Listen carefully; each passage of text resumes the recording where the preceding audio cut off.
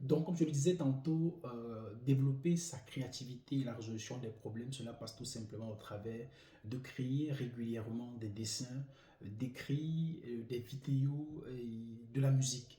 Et c'est très important d'avoir la capacité de poser des questions sur des sujets que vous dessinez, de se remettre en question. Les questions ne sont pas forcément celles-là qui s'adressent à X ou à Y. Vous pouvez vous poser des questions, c'est-à-dire des auto-évaluations que vous vous faites, questions par rapport à un sujet donné pour comprendre qu'est-ce qui se passe, pourquoi cet élément, pourquoi ceci et ceci me donnent ceci. Ça vous permet de comprendre le champ lexical de cette chose-là. Vous comprenez le 360 degrés de cet élément auquel vous vous interrogez. Donc, il est important de développer sa créativité au travers de l'observation, je vous l'ai dit. La meilleure chose, le meilleur exemple à prendre, c'est cet exercice à l'école primaire où la maîtresse ou le maître venait avec une banderole avec plein d'images et demandait aux enfants que vois-tu, et nous, on s'agitait. Je vois le maître dans la cour de récréation, je vois les élèves, je vois grand-père un peu plus loin à l'entrée de l'école. C'était un exercice très important qui permettait déjà de développer le sens de l'observation.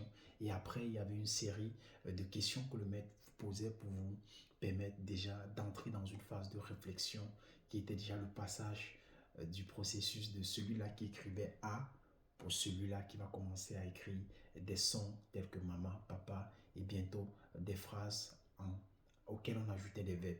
Donc, un big up aux enseignants de l'école primaire, c'est quelque chose de fantastique. Alors, pour développer sa créativité, on va continuer dans ce sujet-là. Il est important de penser à plusieurs solutions pour un même problème. Donc, ça veut dire, lorsque vous aviez un problème précis, ne pensez pas toujours à la solution conventionnelle si elle n'est pas disponible.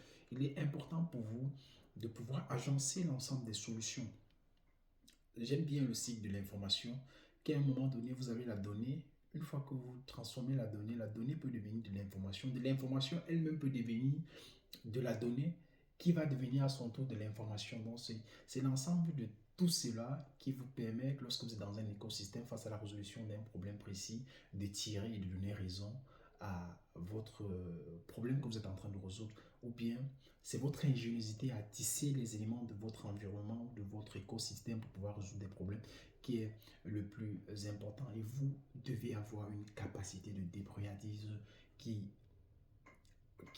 dépasse la norme, qui est hors de l'entendement des hommes. Vous devez pouvoir trouver des solutions. Si ton marteau se casse et que tu veux te fixer un rideau, pourquoi pas sortir dans la rue, prendre une pierre déjà disponible, qui n'est pas un objet de décoration, pour pouvoir utiliser cela et frapper. Il est important donc d'expérimenter